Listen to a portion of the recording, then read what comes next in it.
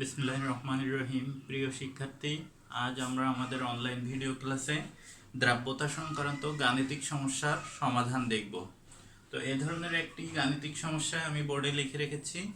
দেখো, এখানে বলা হচ্ছে 25 ডিগ্রি সেলসিয়াস তাপমাত্রায় 300 গ্রাম পানিতে 75 গ্রাম কপার সালফেট দ্রবীভূত করা যায়। ওই তাপমাত্রায় কপার সালফেটের দ্রাব্যতা গ্রাম পার লিটার ও মোল পার লিটার এককে নির্ণয় করো। এই হচ্ছে প্রশ্নটা। তাহলে আমরা এটা যদি এখন সলিউশনে যাই, আমরা দেখি এখান থেকে কিভাবে এটা সমাধান করতে পারি। দ্রাব্যতা সংক্রান্ত আমরা সূত্র জানি।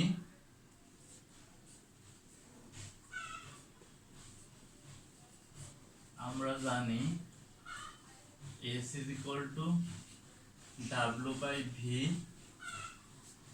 এটা হচ্ছে W গ্রাম আর V হচ্ছে লিটার। এই একটা সূত্র, দ্রাব্যতা S is equal to। আরেকটা সূত্র হচ্ছে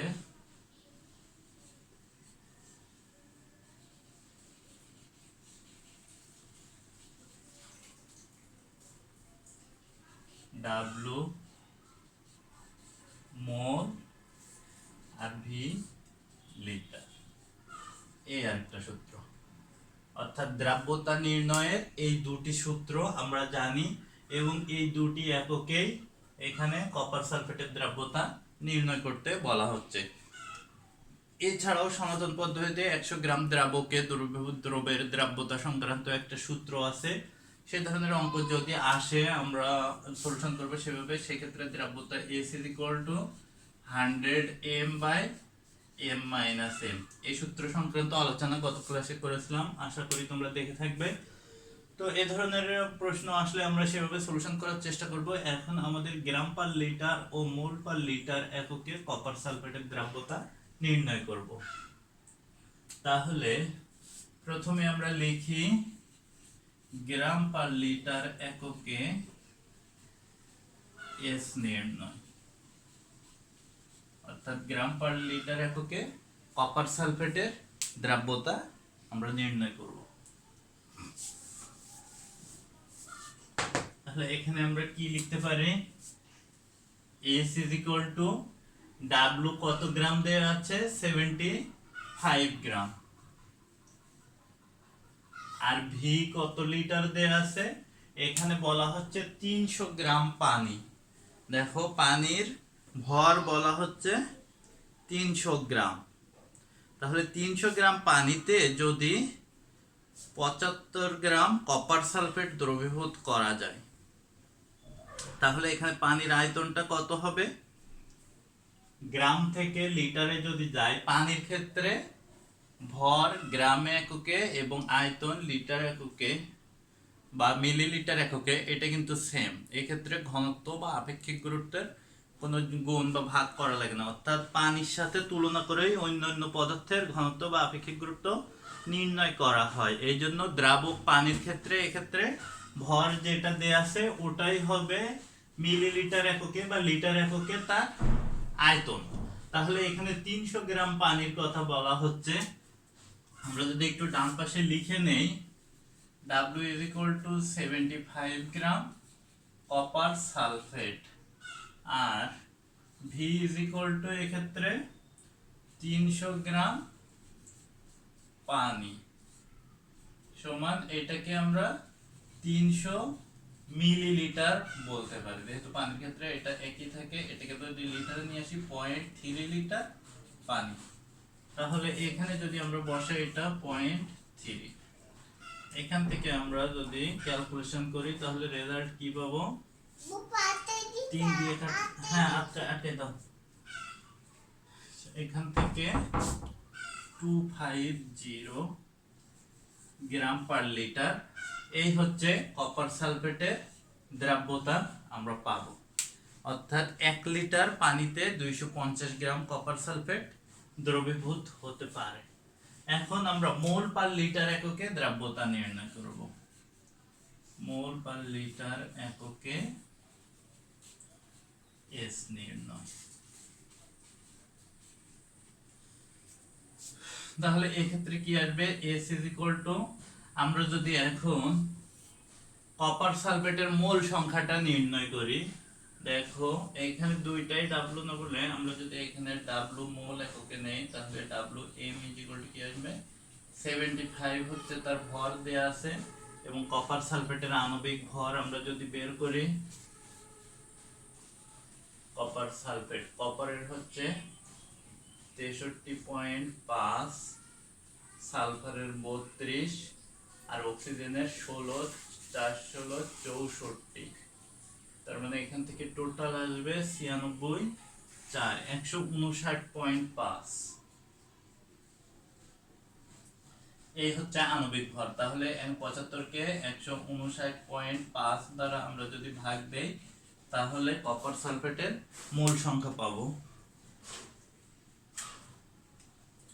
75 divided by 159.5, 0.47 মোল,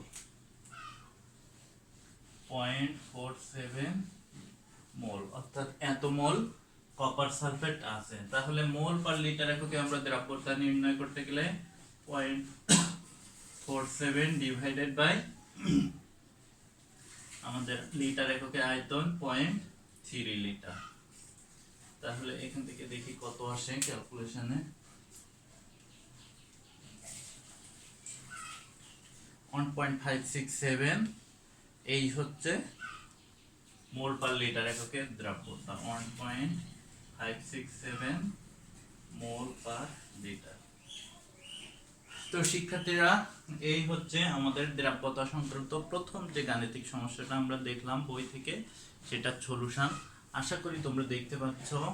আমি সাইডে সরে যে এখান থেকে যদি কোনো অংশে ভিডিও না দেখতে পাও বা আমার শারীরিক বা প্রতিবন্ধকতার কারণে আড়াল হয়ে থাকে, একটু পিছনে টেনে বা আগে পিছিয়ে করে দেখবা, কোনো একটা পজিশনে হয়তো পুরো অংশটা দেখতে পাবা। তো ঠিক আছে, তোমরা এটা দেখো এবং এভাবে একই ধরনের সমস্যার সলিউশন করার চেষ্টা করো। আমরা দেখি এ ধরনের আরো কিছু গাণিতিক সমস্যার সমাধানের দিকে যাব সামনে।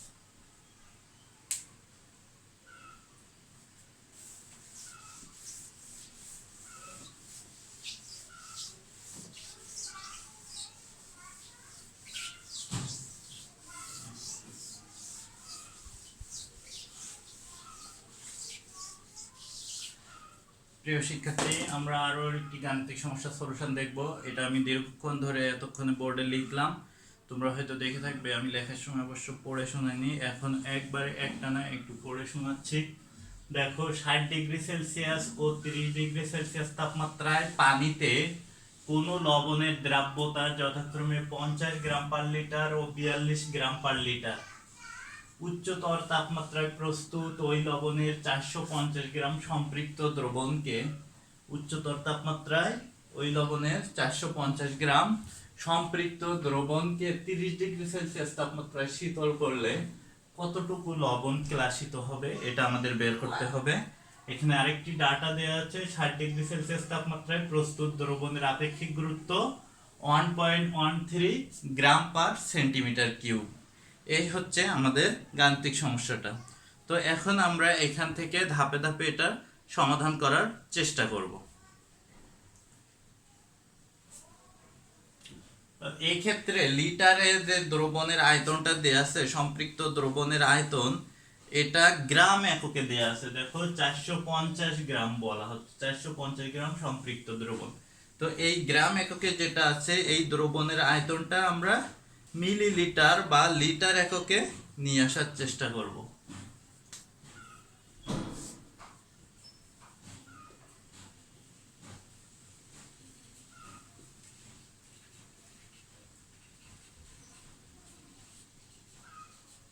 V is equal to, এটা হচ্ছে 450 ভাগ 1.13 ঘন সেন্টিমিটারে আসবে। এটা 450 ভাগ 1.13, 398.23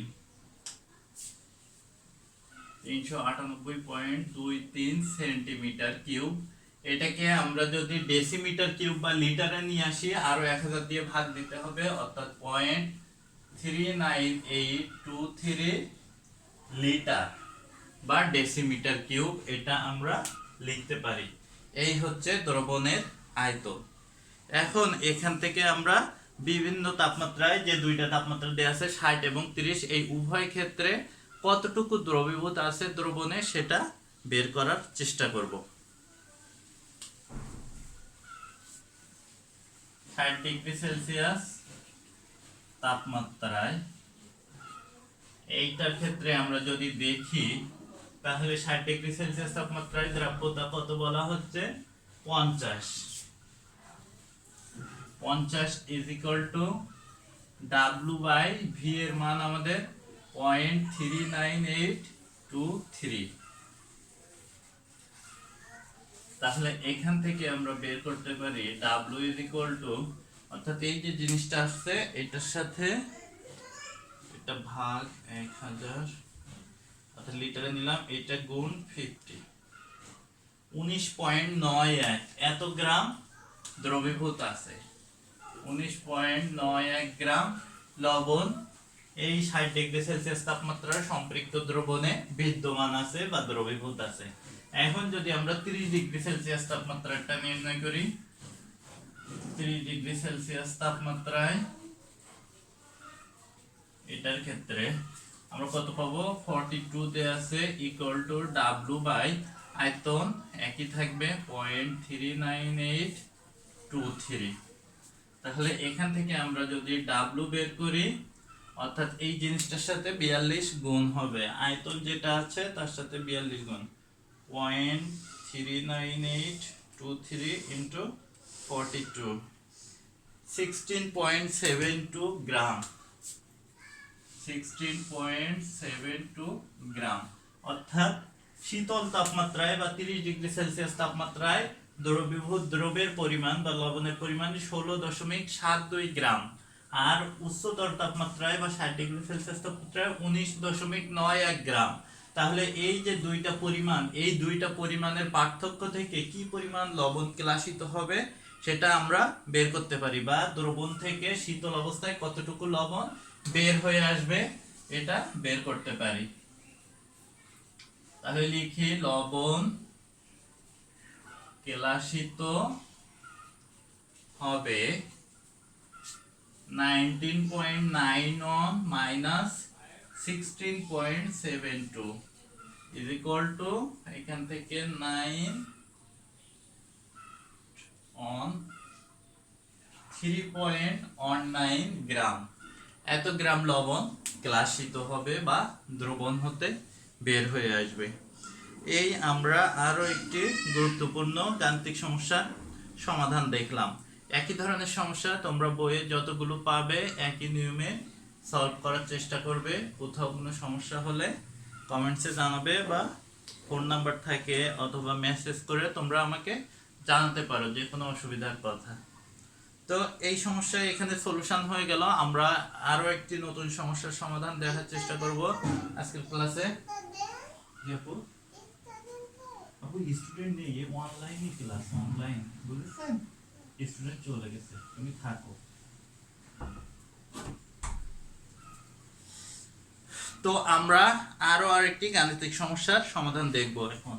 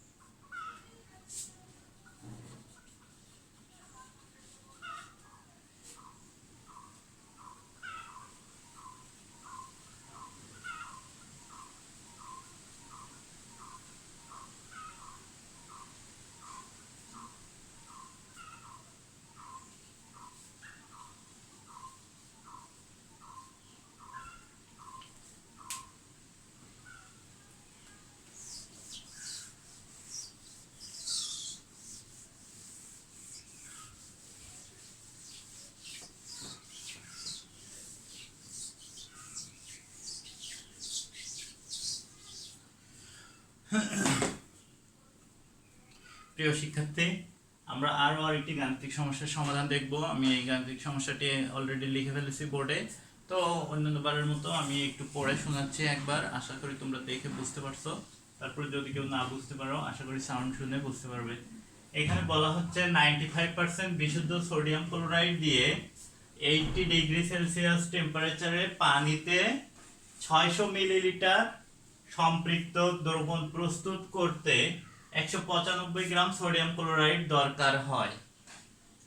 আবার বলছি 95% বিশুদ্ধ সোডিয়াম ক্লোরাইড দিয়ে 80 ডিগ্রি সেলসিয়াস তাপমাত্রায় পানিতে 600 মিলিলিটার সম্পৃক্ত দ্রবণ প্রস্তুত করতে 195 গ্রাম সোডিয়াম ক্লোরাইড দরকার হয়।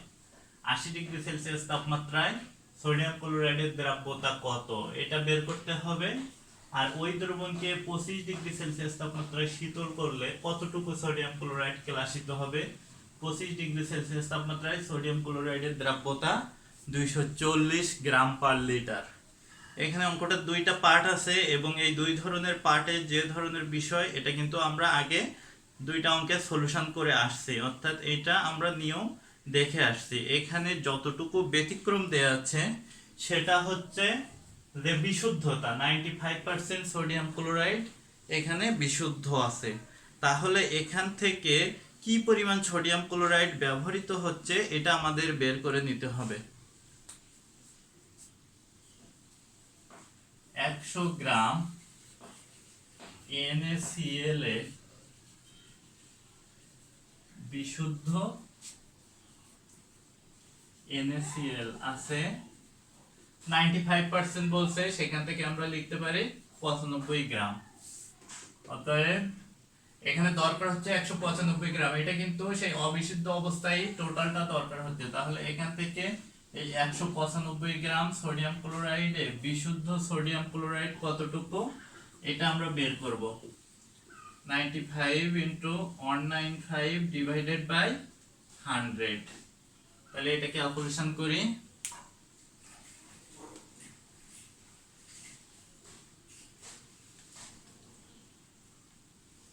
185.25 গ্রাম, অর্থাৎ এই 185.25 গ্রাম সোডিয়াম ক্লোরাইড আমাদের ওই দ্রবণে আছে। আর বাকি যেটা 195 গ্রাম পর্যন্ত, বাকিটা হচ্ছে অন্যান্য ভেজাল থাকতে পারে বা অন্য উপাদান থাকতে পারে, যেটা এক্ষেত্রে গ্রহণযোগ্য হবে না বা ধরায় আসবে না, বিবেচিত হবে না। তাহলে আমরা এখান থেকে যদি দ্রাব্যতা নির্ণয় করি,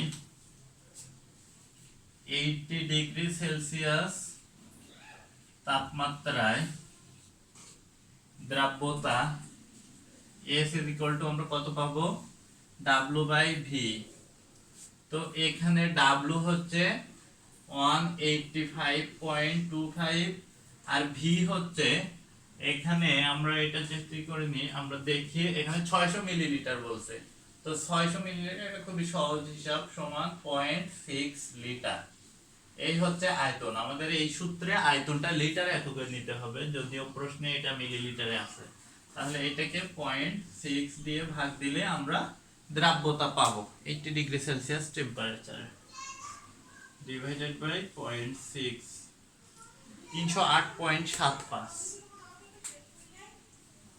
308.75 এত হচ্ছে গ্রাম পার লিটারে দ্রাব্যতা। এটা কিন্তু গ্রাম পার লিটার, মোল পার লিটার না। এখন আমরা দেখব 25 ডিগ্রি সেলসিয়াস তাপমাত্রায়, এখানে তো অলরেডি দেয়া আছে 240 গ্রাম পার লিটার। তাহলে আমরা এখান থেকে সরাসরি বিয়োগ করে দিতে পারি কি পরিমাণ লবণ কেলাসিত হবে। 25 ডিগ্রি সেলসিয়াস তাপমাত্রায় দ্রাব্যতায় এখানে দেয়া আছে 240, তাহলে NaCl কেলাসিত হবে সমান 308.75 মাইনাস 240 ইকুয়াল টু আমরা কি লিখতে পারি, 8 4 আর 6 হলে 10, হাতে 1 2 আর 1 3, 68.75 গ্রাম, অর্থাৎ 68.75 গ্রাম সোডিয়াম ক্লোরাইড কেলাসিত হবে।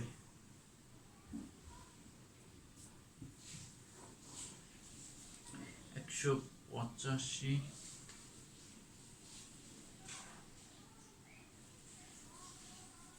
ও ভুল হয়ে গেল, না না না, দুঃখিত, আমাদের এই কাজটা ঠিক হয়নি। এখানে আমাদের এইটার থেকেও, এটা তো দ্রাব্যতা দেয়া, আমরা দ্রাব্যতার থেকে বিয়োগ করতে পারবো না। আমি আবার দেখাচ্ছি, তোমরা একটু দেখো। 25 ডিগ্রি সেলসিয়াস তাপমাত্রায় দ্রাব্যতা S is equal to W by V। এখান থেকে আমাদের W টা বের করে নিতে হবে। W is equal to S into V, অর্থাৎ S into V। তাহলে এটা আমরা লিখতে পারি 240 গুণ 0.6। কত আসে এটা? 240 গুণ 0.6, 144 গ্রাম। 144 গ্রাম। তাহলে